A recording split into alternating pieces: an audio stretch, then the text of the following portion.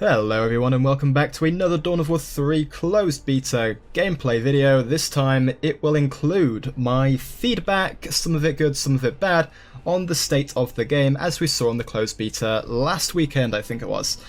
Now naturally the open beta will be coming up on the weekend after, well, the weekend coming up of the week that I release this video on.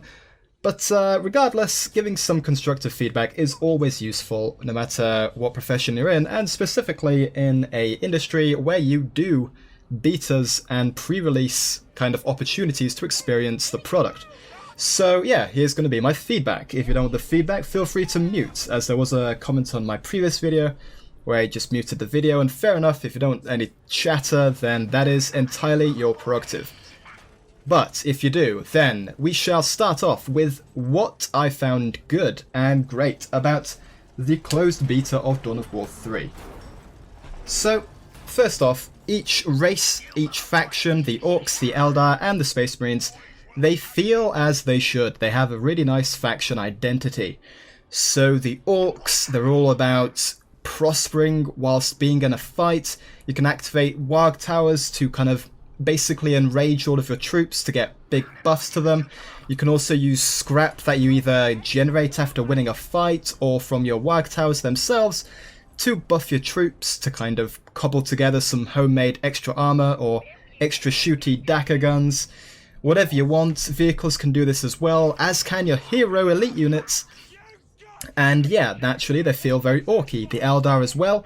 They have the battle focus system, which is very similar to an energy shield type system, if you want to compare this to StarCraft's Protoss race, where they take a lot of hits before the shield is broken, before the battle focus is broken, but as soon as that is gone, every hit they take, they really feel, and as soon as they lose battle focus, you will want to start retreating with them, as otherwise they'll start taking model losses, which is pretty cool, and encourages their kind of skittish, skirmishy, hit-and-run style of combat that the Eldar are known for.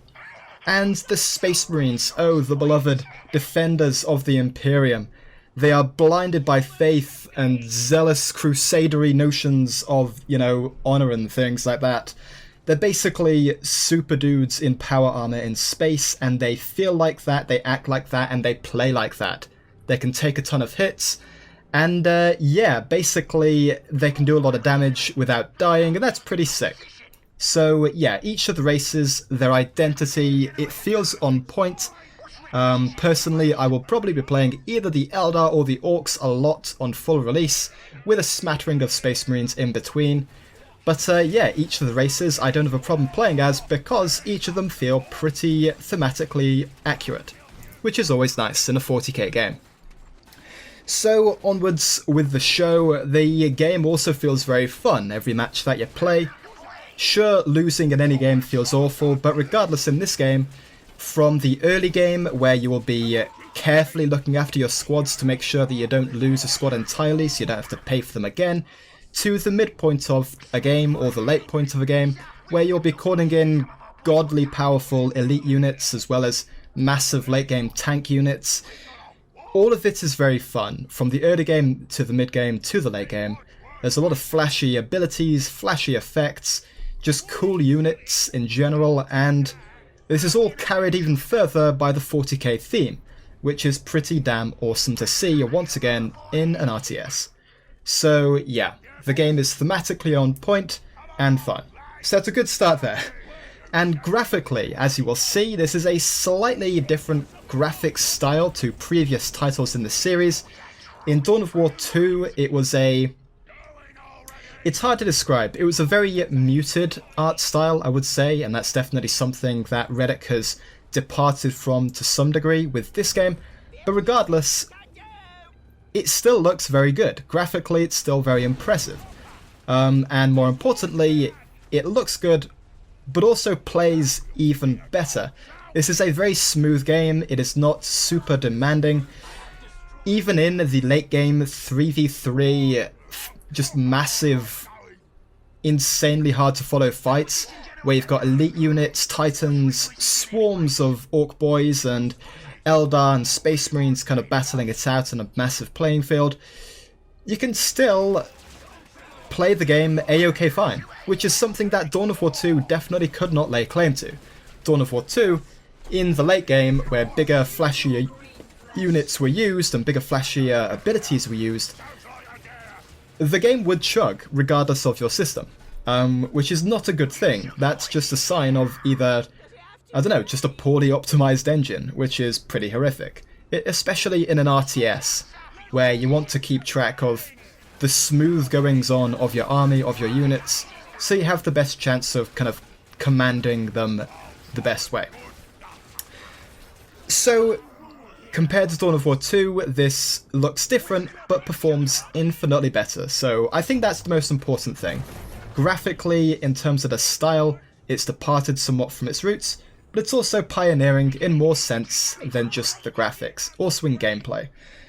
So moving on then, unit variety, if we're talking about gameplay, each of the races have a much more interesting and diverse selection of units, squads and vehicles, and even elite units to choose from than Dawn of War 2 or 1.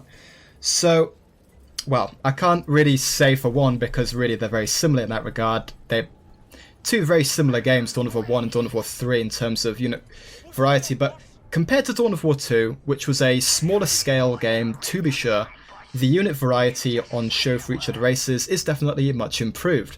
As one of the main nitpicks I did have with the Dawn of War 2 games was that as a fervent Eldar player, the Eldar had a lot of slots in their army taken up by really boring units. So if you know anything about the Eldar race at all, you will be aware that they have aspect warriors, aspect kind of... how do you describe them? They're different units with different names, so you've got Striking Scorpions, Howling Banshees, Dire Avengers, etc., who have a different specific role in a fight. So, Dire Avengers, they are kind of a mid-range, just basically... let's just say they're equipped with machine guns, they're basically basic riflemen. And then you've got Howling Banshees, who are close quarters specialists with power weapons, so good against heavy infantry units such as Space Marines. You've got Stark Reapers, who are basically artillery units. And a lot of these really cool aspect warriors and different aspect factions weren't used in Dawn of War 2. Instead, we had the really vanilla and boring Guardian squads and Guardian weapon squads. So there was a basic infantry unit in Dawn of War 2, the Guardians, who were basically used instead of Dire Avengers. They were very basic, had shuriken catapults, were your go-to early game unit. Now these could have been replaced with Dire Avengers. On top of that, there was a Guardians heavy weapon team, which took up another slot, who were just kind of basically just a heavy weapon squad. Now these could have been swapped with Dark Reapers, and that would have been so much cooler and more interesting. And there was also a Guardians D-Cannon squad as a tier 3 unit.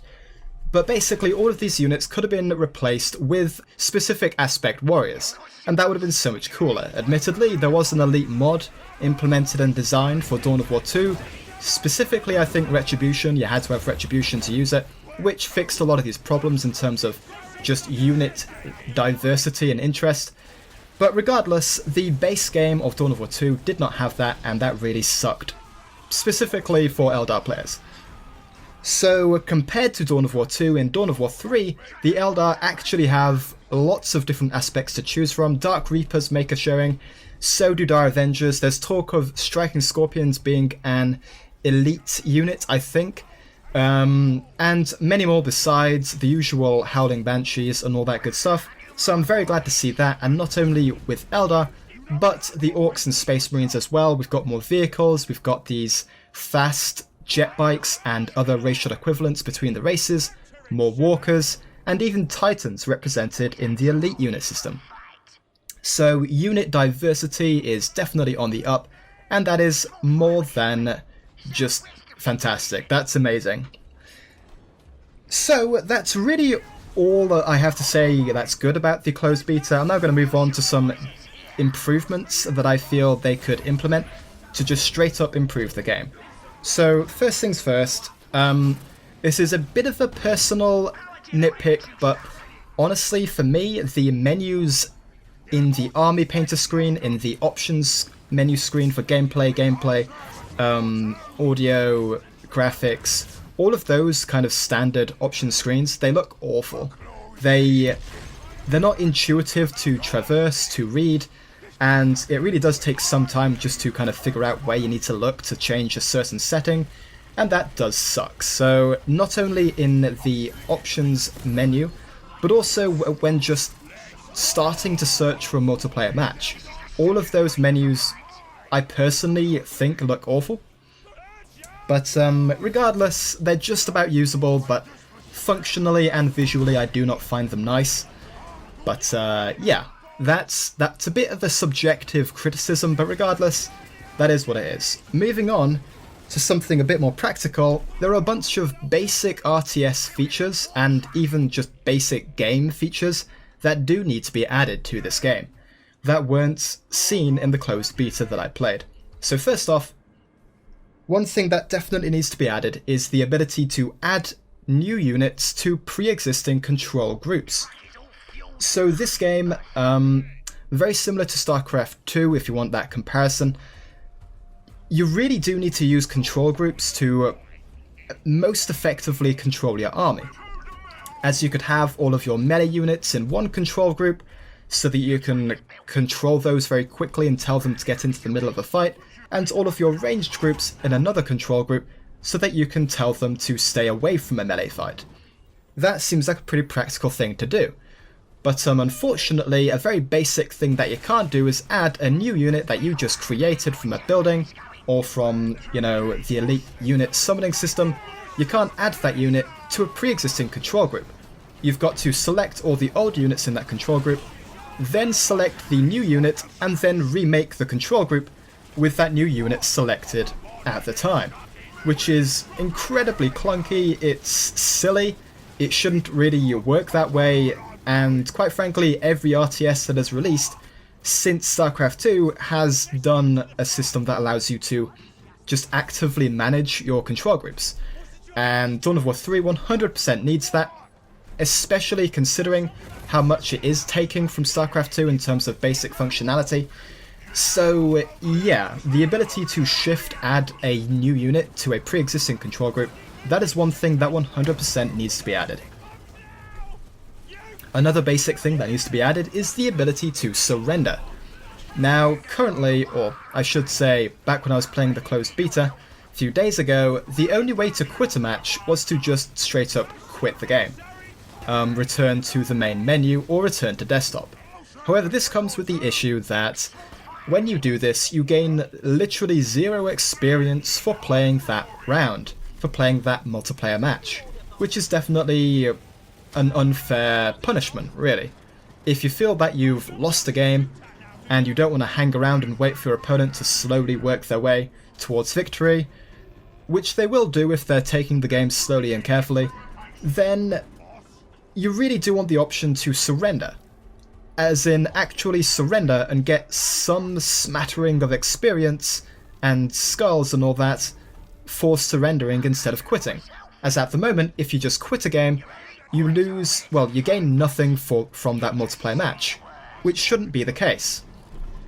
Obviously, if you win a match, you should earn more than if you lost a match. But losing a match shouldn't be, you know, gaining nothing. You should still gain a reduced rate of experience. So specifically in 1v1, a surrender button would be just a simple thing to add and very just useful in terms of ease of mind. You don't have to worry about losing all that experience that you could have gotten if you'd played another match and actually won. So yeah, an option to surrender in 1v1 definitely seems like the way to go.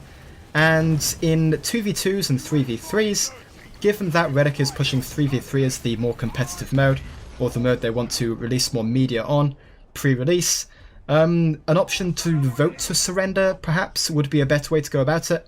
But regardless, alternative ways of exiting a match, other than, hey, I just want to get out of here, quit to, you know, the main menu of the game and lose all experience, that sucks, and that definitely should be avoided. Cue the option to surrender. On top of this, from what I saw, there was no way to rebind hotkeys, which is a big deal in an RTS where controlling buildings, controlling units, controlling just active microable abilities is a really big deal in terms of how you play effectively, and having the option to change the hotkey binding on those abilities is also just really nice in terms of just tweaking the game to work better for you as the player.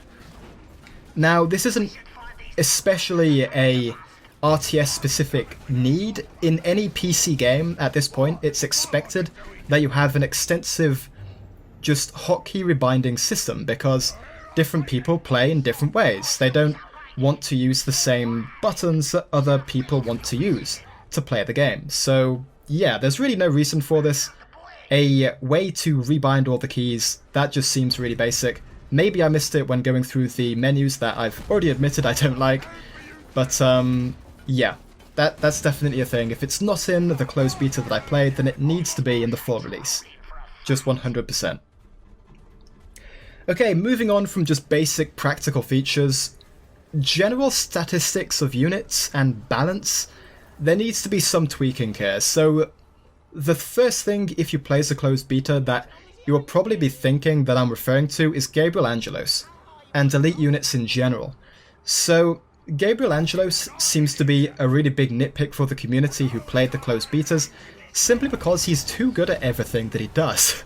He's this elite unit who costs 4 elite points for the Space Marines, of course, who can use a leap ability to get into the middle of the fight, and then use another ability that essentially creates a ranged fire shield around him, allowing him to take a ton of hits from ranged units without taking much damage from it.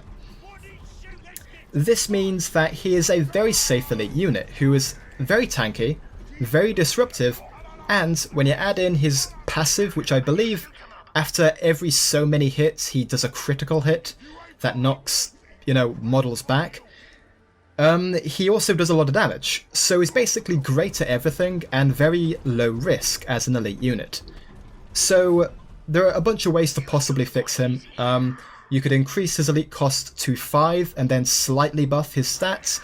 You could increase the cooldown on his leap ability so that once a player has leapt into the middle of a fight, they're more committed, they're committing more of a risk, they're basically throwing an elite unit all the way into the middle of danger. Or you could just drop some of his stats down a bit. And personally, I would be in favour of dropping his damage down. Simply because he's already an amazing tank at that point in the game, and he's also already an amazing disruption device for your army. So simply just reducing the amount of damage he does from critical strikes, that would be pretty sick, or just his standard swings, either or, that'd be fine. Or, to be honest, I really like the idea of just increasing the cooldown on his leap, just to make him more of a skill-intensive and risky elite unit to throw into the middle of the fight early on. Basically, a bit more of a skill-testing unit than he is currently. On top of this, with Gabriel Angelos being a prime example of a unit who's just a bit too good, there are some units who are a bit anemic, a bit too weak for their cost, and for the time of the game that they come out at. So one good example of this is the Eldar Fire Prism. This is the Eldar late game tank unit. Has a big gun on it, it's a hover tank, it goes around, floats around the battlefield and shoots, what you would think would be really powerful anti-tank or anti-infantry shots. But the Fire Prism doesn't seem to do quite enough damage to feel worth the cost investment. So yeah, on top of some units being too good, there seems to be some units that are not good enough, which definitely is not nice, specifically when they're late game units, as at that point in the game, committing a lot of resources to an expensive unit and then discovering that it's not that good feels really quite awful, to be honest. So yeah, a general fine-tooth comb being taken over the base statistics of the race's units, I think would be warranted before the full release. They've got a couple of weeks to just go over everything and just fine-tune some stats, some numbers, and I think the game would definitely benefit from that. So that's really all my feedback I have from the closed beta. Naturally, I will be playing a lot of the open beta coming up this weekend soon, and after that the full release should be pretty awesome. Can't wait for that. But yeah, in short, the game plays fantastically and sounds fantastic, runs fantastic. Thematically, it's super on point. There's just some basic features such as a surrender option, full key rebinding, as well as advanced control group manipulation that definitely need to be in there, considering its genre, considering the fact that it's a PC game. All of this needs to exist. And on top of that, general statistics, numbers, behind the scenes figures, and, balance, that also needs to be adjusted. But yeah, thank you for watching, guys. As always, it's been great to have you. More Dawn of War 3 coming up as soon as the open beta hits. And beyond that, the full release is coming on the 27th of April, so I cannot wait for that. It should be sick. So thank you for watching, and I will see you guys in the next one. Ta-ta.